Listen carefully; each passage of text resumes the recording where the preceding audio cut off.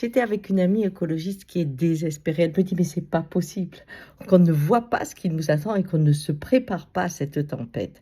Et je lui dis: «Ça, c'est quand tu as affaire à quelqu'un qui est addict. Tu peux parler à une personne qui aime le jeu et qui peut passer des jours, des nuits dans un casino et malgré ce qui arrive à sa famille, malgré la perte du travail qu'il pourrait avoir, il peut plus quitter la table. Ça s'appelle l'addiction.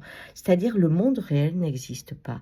Aujourd'hui, les gouvernements sont dans des tables de jeu. Ils quittent jamais leur bureau. Et tout est devenu carte ou pion, pour dire autrement, tout est devenu argent et possession. Donc, ils jouent et le grand plaisir, c'est un temps d'avance. Au niveau de la richesse, c'est pareil. Au départ, tu as un peu d'argent, tu es satisfait. Après, tu en as un peu plus parce que tu as besoin de plus de choses et c'est bien. Mais quand tu es constamment en train d'avoir besoin de toujours plus d'argent, ça ne se sert à rien. C'est le toujours plus, c'est l'addiction qui vient.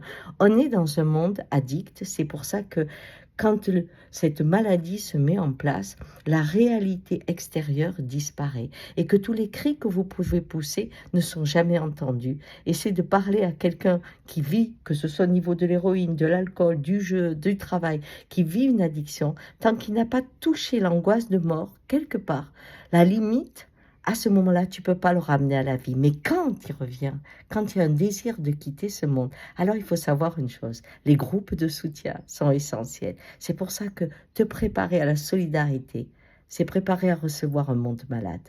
Ciao!